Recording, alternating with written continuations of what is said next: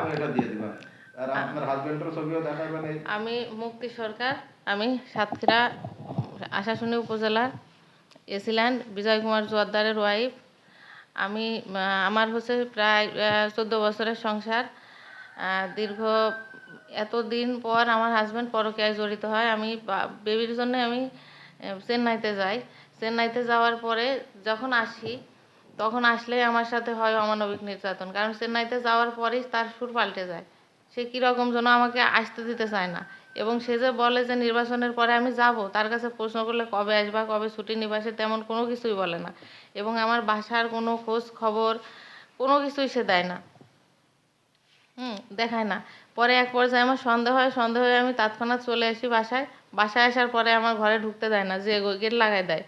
তারপরেও অনেক অনুনয় বিনয় করে আমি গেটটা খুলি, মানে সে খুলে হচ্ছে যে আমাকে ঘরে থাকতে দিবে না, আমাকে বাড়ি পাঠাই দিবে, বিভিন্ন রকম এইভাবে টর্চার শুরু করে এত অশান্তি শুরু হলো ওই 23 তারিখ থেকেই। 23 তারিখ থেকেই 24 তারিখে সে সকালে আমাকে প্রচুর পরিমাণ মারে, এবং যে পরিমাণ মারে আমার গেটের বাইরে, সেটা আমি আনসার আনসার আনসার বলে ডাকি। তখন ওখানকার যারা স্থানীয় ছিল, আনসার ছিল, সবাই যে আমাকে বাঁচায় আমাকে এই হাসপাতালে নিয়ে আসে। এখান থেকে আমার ট্রিটমেন্ট দেওয়ার পরে উনিই বলে যে হাসপাতালে রাখার দরকার নাই, বাসায় নিয়ে চলে আসো। তখন উনি তো স্যার, ওনার কথা তো সবাই মানবে। তখন হচ্ছে যে ওরা আমাকে বাসায় নিয়ে যায়। বাসায় নিয়ে যাওয়ার পরে আমি আবার অসুস্থ হয়ে পড়ি। অসুস্থ হয়ে পরের দিন আমি সকালবেলা থেকে তাকে ফোন দেই, কিন্তু সে ফোন রিসিভ করে না। তারপরে পিয়নকে দিয়ে আমি এখানে এসে এখন পর্যন্ত আমি ভর্তিধীন অবস্থায় আছি আশাশুনি সদর উপজেলা,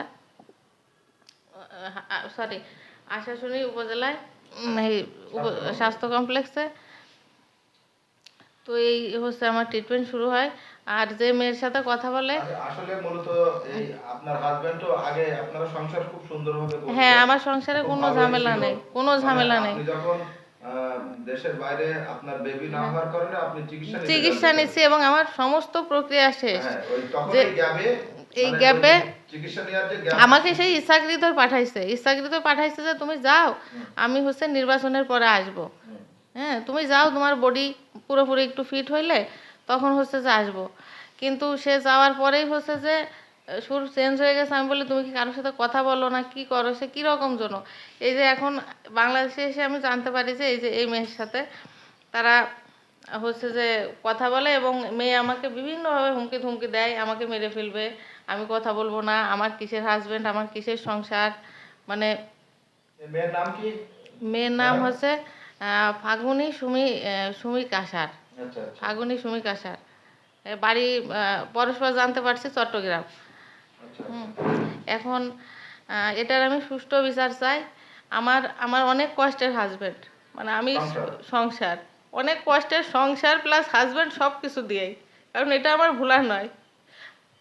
আর কি বলবো, আমার আর বলার ভাষা রাখি না। হ্যাঁ, আমি এখন বাসায় থাকতে পারি না। আমি বাসায় গেলে আমার সমস্ত কিছুর কথা মনে পড়ে। আমার কোনো দোষ নাই, কোনো কিছু নাই, কোনো কিছু ছাড়া আমাকে রেখে এভাবে চলে গেছে। এখানে এখানে সবার কাছে আমি বিচার চাই। আমি যে ডিসি মহোদয় আছে এখানে, আর যারা মান্যগণ্য যে সব ব্যক্তি আছে, আমি সবার কাছে, দেশবাসীর কাছে, সবার কাছে আমার এই বিচার চাই। কি জন্য আমার সাথে এরকম হলো। এখন কয় যাচ্ছে যে বেবি না, আমি তো বেবি নিব, আমার সব কিছু কমপ্লিট। আমি বুঝতাম আমার চিকিৎসা হয় নাই কিংবা কোনো কিছুতে আমার কমতি আছে, তাইলেও না এরকম করতে পারতো। কিন্তু আমার সব প্রক্রিয়া শেষ। এই ঝামেলা না হইলে হয়তো আমি এর মধ্যে আমি চলে যেতাম। কনসেপ্ট করছিলাম, কিন্তু উনি নষ্ট করে দিছে। সেটাই, হ্যাঁ হ্যাঁ, আর বেবি নিতে চাইতো না, এরকম করতো। আমি এখন যাচ্ছি সুষ্ঠু বিচার, আমার সুষ্ঠু বিচারে যা হয় তাই। আপনাদের বিয়ের বয়স কত? বিয়ে 2016-তে। হ্যাঁ, এটা একটু মানে ইয়ে করবেন। 2016 সালে বিয়ে, এখন আপনার বাচ্চা হয়নি। হ্যাঁ হ্যাঁ, বাচ্চা এই ছাড়া আর কোনো প্রবলেম না। না না।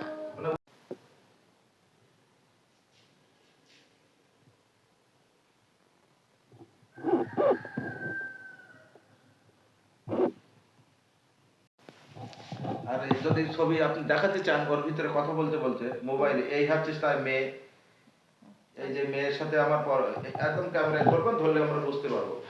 এই হচ্ছে মেয়ে, আমার হাজবেন্ড এই মেয়ের সাথে